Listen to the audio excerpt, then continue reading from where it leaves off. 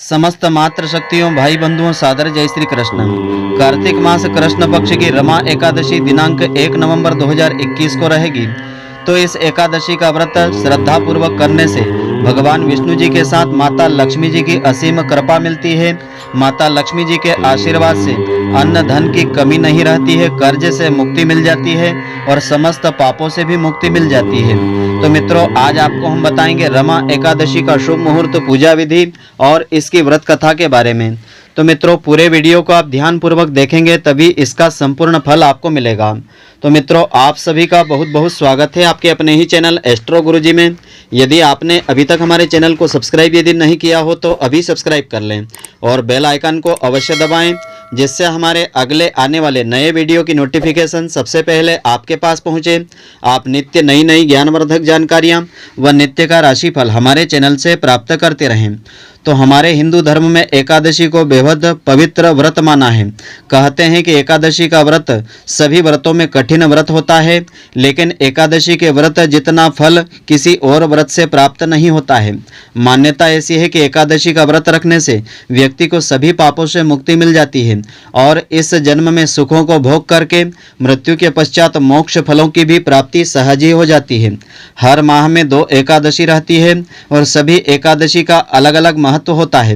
कार्तिक मास के कृष्ण पक्ष में पड़ने वाली एकादशी को रमा एकादशी के नाम से जाना जाता है। इस बार यह एकादशी 1 नवंबर 2021 को रहेगी।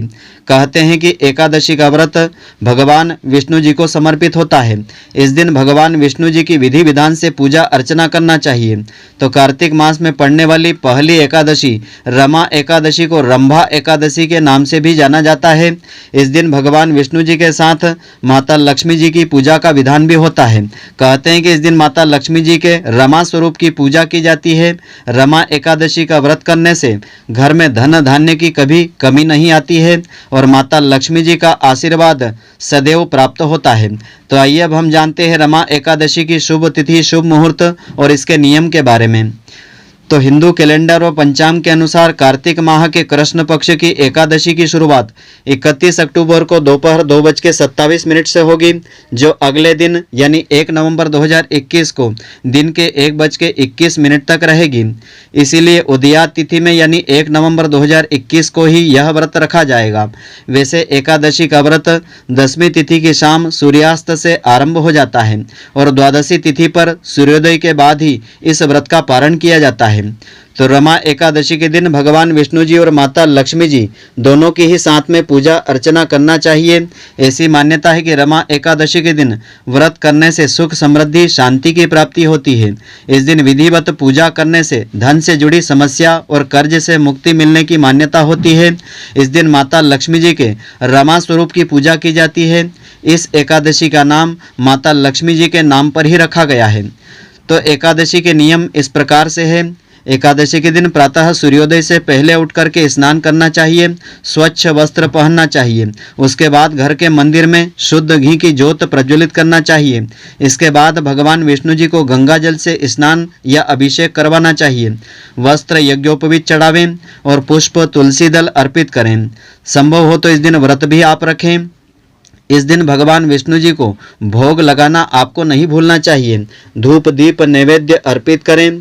इस दौरान इस बात का आपको विशेष ध्यान रखना चाहिए, भगवान को भोग में सात्विक चीज़ों का ही भोग अर्पित करें। भोग में तुलसी पत्र जरूर सम्मिलित करें। मान्यता ऐसी है कि बिना तुलसी के भगवान विष्णु जी भोग को ग्रहण नहीं करते हैं। तो इस पावन दिन भगवान विष्णु जी के साथ माता लक्ष्मी जी की पूजा अवश्य करें। उनके नाम मंत्रों का या लक्ष्मी चालीसा का नाम जाप अवश्य करें।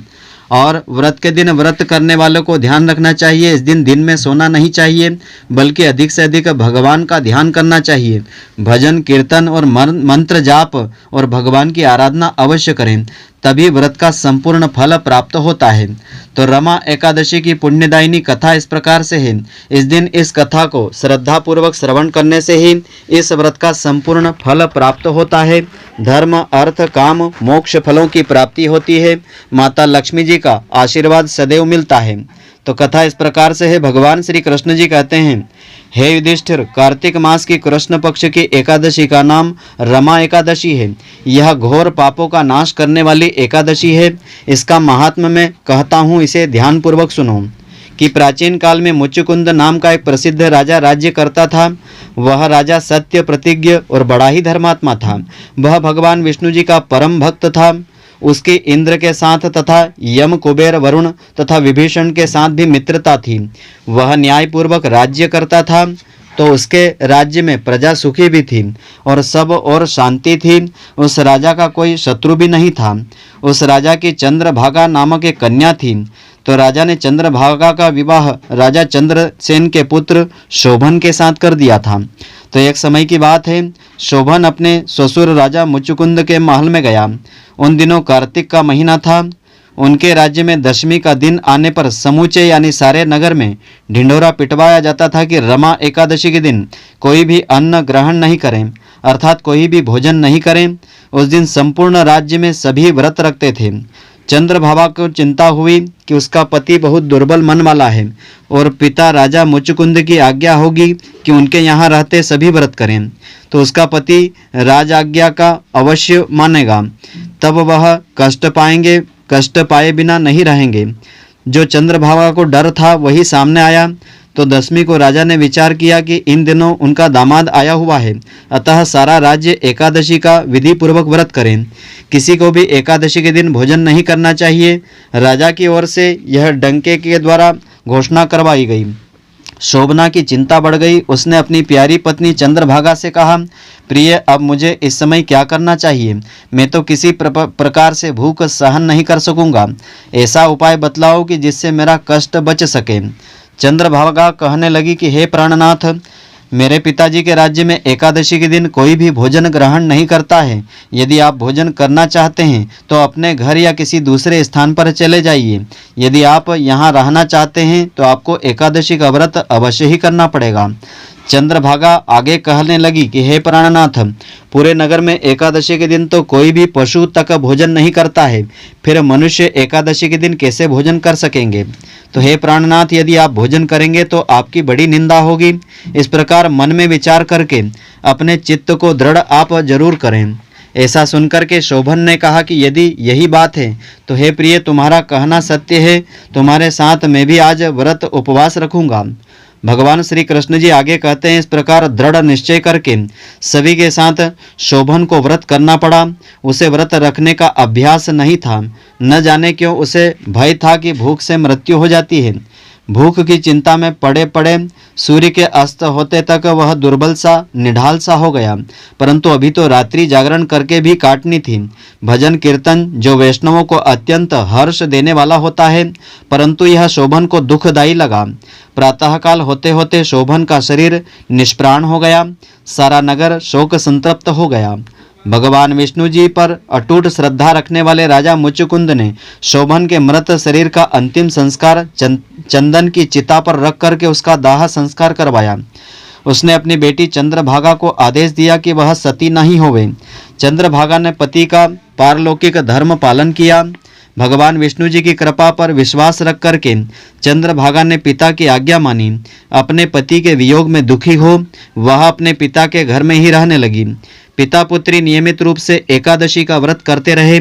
भगवान विष्णु जी की कृपा से और रमा एकादशी के व्रत के प्रभाव से शोभन को मंद्राचल पर्वत के निकट धन धान्य से संपन्न देवपुर का राज्य प्राप्त हो गया। उसे उस राज्य का राजा बना दिया गया। वह देवपुर सुंदर स्वर्ण खंभों से निर्मित था। उसमें अनेक रंग की मणियों से जड़े भवन थे। वहां शोभन को बहुमूल्य वस्त्र आभूषण भी मिले, परंतु उसे देवपुर से बाहर जाने की अनुमति नहीं थी। शोभन एकादशी व्रत के प्रभाव से धन संपत्ति और राज्य का स्वामी भी बन गया। सृष्टि के रचयिता भगवान विष्णु जी की लीला विचित्र होती है। मुचुकुंद के नगर में रहने वाला एक प्रसिद्ध ब्राह्मण तीर्थ यात्रा करते हुए घूमते घूमते उधर जा निकला और उसने राजा के दामाद शोभन को पहचान लिया। ब्राह्मण सोम शर्मा को भी शोभन ने पहचान लिया। शोभन आसन से उठकर के ब्राह्मण के पास आए, प्रणाम करके कुशल समाचार पूछने लगे। उन्होंने क्रमशः अपने ससुर राजा मुचुकुंद का और प्रिय पत्नी चंद्रभागा का तथा समस्त नगर वासियों का कुशल समाचार उनसे पूछा। तब ब्राह्मण ने कहा कि आपके ससुर राजा मुचुकुंद और आपकी पत्नी चंद्रभागा आपके वियोग में बड़े ही दुखी हैं, वैसे नगर में सब प्रकार से सकुशल हैं। तब ब्राह्मण बोला कि हे राजन, हमें अत्यंत आश्चर्य हो रहा है।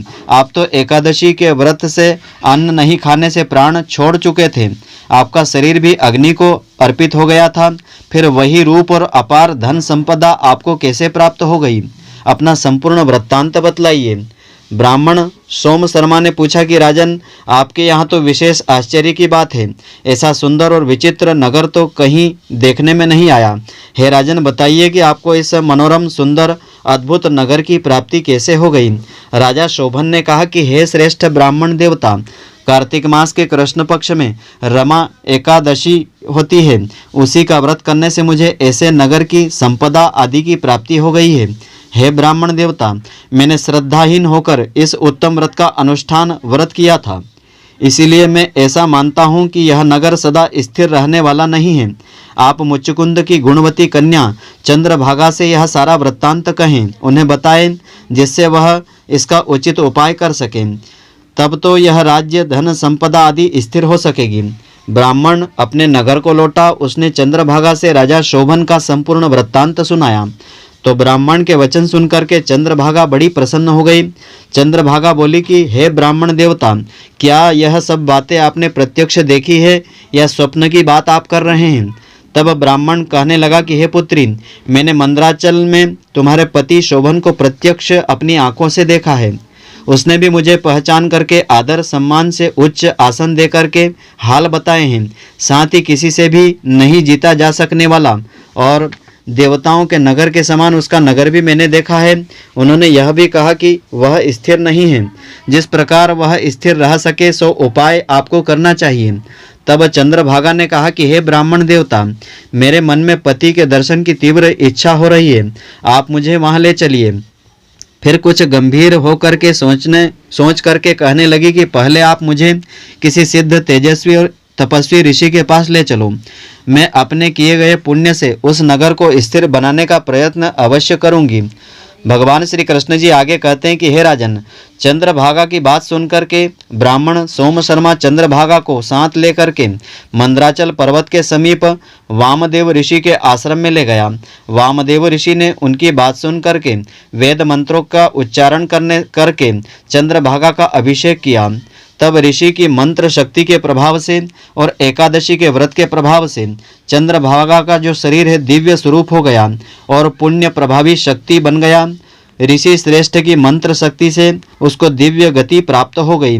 इसके बाद वह बड़ी प्रसन्नता के साथ पति के समीप चली गई। उस समय उसके नेत्र हर्षोल्लास से खिल उठे थे। अपनी प्रिय पत्नी को आई देख करके शोभन को बड़ी ही प्रसन्नता हो गई। उन्होंने उसे बुला करके अपने वाम भाग में सिंहासन पर बैठाया। उसके बाद चंद्रभागा ने अत्यंत हर्षित होकर के अपने पति से प्रिय वचन कहे कि हे प्राणनाथ, मैं हित की बात कहती हूँ, आप मेरे सभी पुण्यों को ग्रहण कर लीजिए, जिससे आपका यह सुंदर नगर, पवित्र नगर राज्य जो है स्थिर हो जाएगा। पिता के घर में रहते समय जब मेरी अवस्था 8 वर्ष से अधिक हो गई थी, तब से आज तक मैंने जो एकादशी के व्रत श्रद्धापूर्वक विधि विधान से किए हैं और उनसे मेरे भीतर जो पुण्य संचित हो गया है, उसकी पुण्य शक्ति के प्रभाव से यह नगर कल्प के अंत तक स्थिर रहेगा तथा सब प्रकार के मनोवांछित वैभव से समृद्धिशाली हो जाएगा। चंद्रभागा ने उसी क्षण भगवान विष्णु जी का ध्यान किया और प्रार्थना पूर्वक कहा कि ऋषि के आशीष से मेरे एकादशी के समस्त पुण्य मेरे पति के मनोरथ को पूर्ण करने हेतु स्वीकार करें। भगवान विष्णु ने उसकी प्रार्थना सुन ली। चंद्रभागा के पुण्य के प्रताप से प्रसिद्ध देवपुर नगर स्थिर हो गया। इस प्रकार चंद्रभागा वस्त्रों आभूषणों से सुसज्जित होकर के अपने पति के साथ मंदराचल के शिखर पर स्थित प्रसिद्ध देवपुर में विहार करने लगी।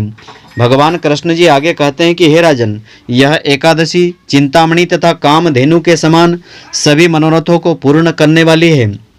मैंने दोनों पक्षों की एकादशी के व्रतों का पापनाशक महात्म्य तुमको सुनाया है। जैसी कृष्ण पक्ष की एकादशी है वैसी ही शुक्ल पक्ष की एकादशी होती है, उनमें भेद नहीं करना चाहिए। दोनों पक्ष की एकादशियां समान फलों को देने वाली होती है। तो यह जो कथा है ब्रह्म विवर्त पुराण में वर्णित की गई है। इस व्रत में फलाहार का विधान इस प्रकार से होता है। इसमें केले का सागार लेना चाहिए। केला व उससे बने हुए पदार्थ, फल और मेवा आदि का सेवन इस व्रत में करना चाहिए। तो मित्रों, आशा करता हूँ कि आपको हमारी यह ज्ञानवर्धक जानकारी पसंद आई होगी।